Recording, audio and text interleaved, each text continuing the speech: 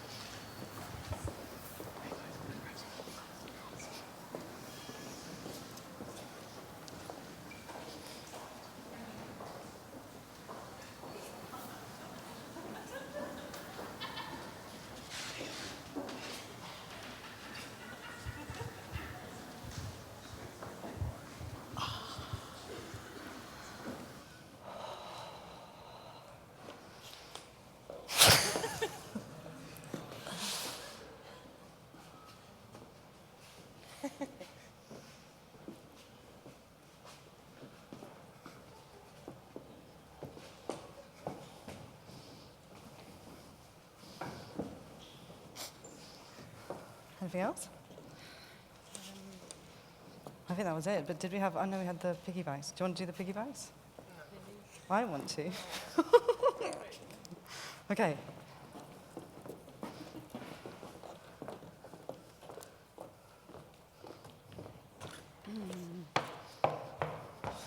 Hey, so that was meant to be an awkward start. How did it feel? Because everyone could not quite see and didn't know really what was going on? Okay, that sounds about right.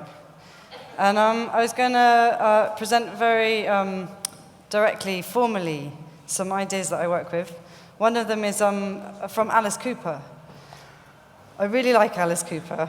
And I noticed he wears this eye makeup that's like smeary under his eyes. And quite often you feel too tired to look good, and it's just disaster. But I noticed that if you put this makeup on, it actually covers your bags. And it you don't have to worry about trying to put nice makeup on and that working. So some of the tips I was going to give were kind of technical ones like that. Okay, so the first thing I was going to talk about was the space on the stage. I never really work on stages. That's why it was fun to work down there.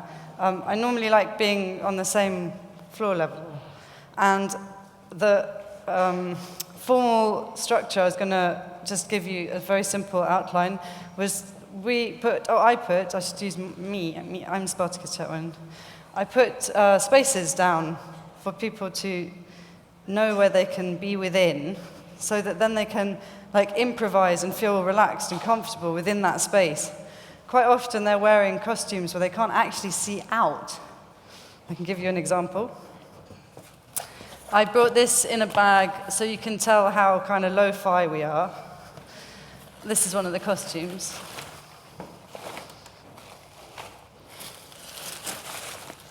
I don't mind if people interrupt, but I'm sure that you probably won't. I don't know.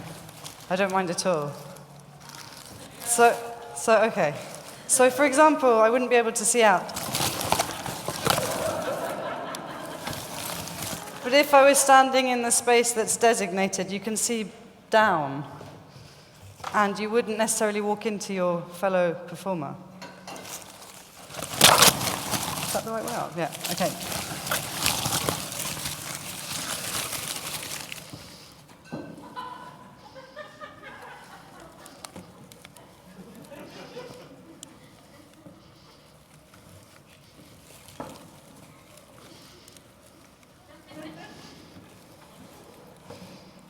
Hopefully that's enough.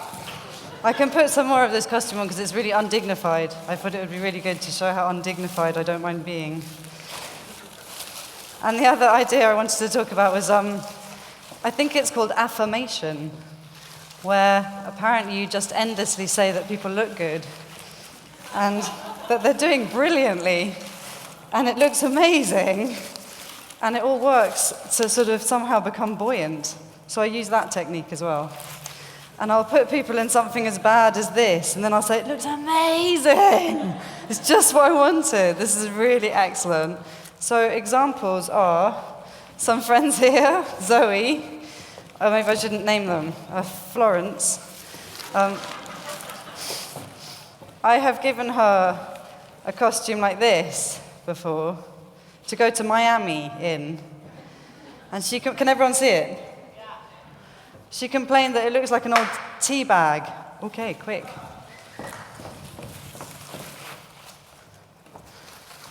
Okay.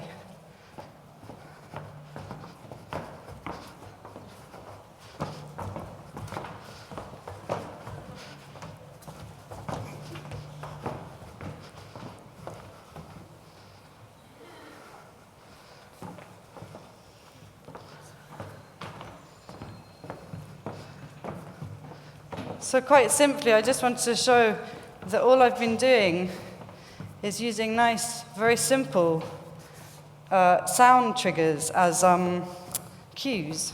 So the person down the front is clapping for us once a minute so that we have something to change to do. But actually we should stop doing that, shouldn't we? Because we're meant to wait for the next one before the next minute. And this is meant to be another awkward moment where you get the sense, number 2. So we've already done number 2, so let's wait for number 3. That everything is spontaneous. And there's a level where, are you going to clap and put me off, someone? That was clever. Very clever. I've worked out, you guys are all from advertising backgrounds. Is it true? No. Where are you from? Can you shout or not? Science, okay. What? Hang on, whoops. We need the claps. Property, I heard. It sounded like megalomaniac or something. Business something. What? Management. Cakes. Okay, so really varied. Okay. The improvisation with the minutes, which aren't coming, third one, is that all I've been doing is these very simple structures, and then everyone improvises within the freedom of their boundary. And I just wanted to present it as something that's, I'm just doing, aren't I? Yeah. Very, very simple. So it looks pretty basic and anyone could do it. So the whole idea is that it wouldn't be intimidating and it's completely inclusively fun. So anyone could sit there and say, oh my God, it's rubbish. This is absolutely rubbish. But the whole point of that is that it's not intimidating. And that's what I'm interested in. I'm interested in not having rehearsals and not specializing and not being professionalized. I'm really interested in the fact that it can be something that you could feel like the absolute ease to join in with if you wanted, which you probably don't want to. But does it make sense? It's quite simple. Okay, fantastic, that's great. Okay, that means they're bored and want something to do. That's the signal. There's one more thing within the 5 minutes still. Is that the end of the 5 minutes? That's the 4th.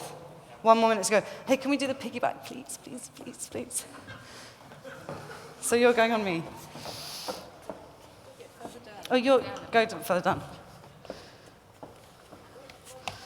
Hang on, because I might hold on to, it seemed to. Oh. Okay, I better hold on to Lucy, I think. Oops. Oh, sorry, Cynthia. Oh.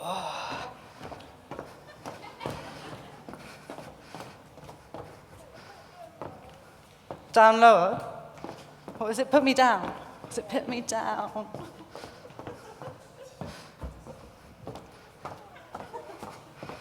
Oh, it's heavy. Oh, thanks. Okay, so have we got through our physical 5 minutes? Okay, great. I want some water. So did we did everything? We were okay. We didn't do the murder one. Okay, so we missed it. Do you want to quickly do it? We start me and Lucy. You guys are over there. I think you need more light. Yes, okay. And more here. No, more in the light. Here, come stand here. Okay, ready. You have to go from, yeah, okay.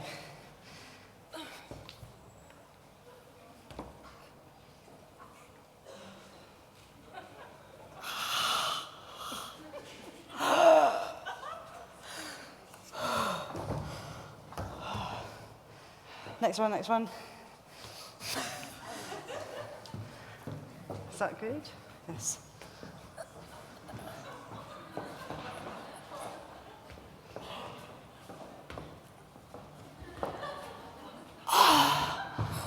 feels quite nice. It feels quite nice, definitely. How does it feel, right? Quite good. Okay, and so that's our formal 5 minutes. We must have 4 minutes left, something like that, all together to go. Okay. I was going to tell you some personal information, because they said that it's meant to be somehow so that you then find it more interesting. So I thought to tell you that on kind of, what do you call it, like bounce back from the talk before, that I'm naturally irreverent, and I'm living the experiment, and I'm authentically, entirely into punk. Okay, that's good. And the thing I'd like to tell you is, a story about going into a late night shop when I was about in my early 20s, and I went up to buy some milk, and someone came up behind me and he said, "You want to have sex with everyone in the shop?" And I was like thinking, no, I don't. What's he talking about? It's like really late at night, and I just want to buy my milk. So I went up to the till to buy the milk, and then he came up behind me, and he'd gone and got a baguette from somewhere in the shop, and he started rubbing it up and down my back. And I thought it was hilarious. I thought it was one of the funniest things that has ever happened to me, like stupid, weird, kind of medieval and strange. So I was like laughing and laughing, but I didn't look behind me, so I don't know if he was brilliant or terrible. But when I told people this story, I realized they found it disgusting. And they thought that it should be nothing that you tell people. And it's sort of like terrible to think of it in any way as funny. But I thought it was a good example to tell you something personal about myself, is that I have the strongest sense for the absurd and for something to be ridiculous than for self-preservation. And it's kind of okay by me. And then I saw on TV once this program about people who are telling you in their 60s about how to live when you're in your 20s. And there were like people like Mary Quant and let me think, someone else important. Do you know the jazz man with the patch over his eye? The jazz man, he's kind of big with a patch over his eye. You don't know who I mean? He's got white hair and wears like big shirts. Yes, okay. He told a story. There were meant to be people talking about sex. He told a story about catching a fish, and he stood under a tree, and the fish was so beautiful, and he was so enchanted by the moment that he unzipped his flies and had a wank. And it was on TV, like normal TV. It was amazing. And then when I was on a teaching job, an official teaching job, there was a boy who brought a big, horrible, smelly fish in, and he wanted to hit people with it. And I just didn't know what to do, and we were meant to allow people to do whatever they wanted, because anything goes in art. But so I nervously told him this story, because I just wanted to, like, make it a bit more easy going in the room. And then I remembered also a Godard film. Have you seen Weekend? No? Weekend by Godard. Okay, it's a film. And in it, I remembered there's a scene where they put a fish up a woman's vagina. But then I said this also at this this meeting, and then I checked the film afterwards thinking I should, just check that that scene really is in there. And it's not. Really incredible. So I thought those are personal information about myself to make the, I don't know how to put it other than saying it's that the work I've been doing and the things I'm interested in are definitely natural, and they're like spontaneous. And that's it. Do I have any more minutes? It's over. Done it. Finished? No. Okay. Thank you. Thanks to my assistants. Okay.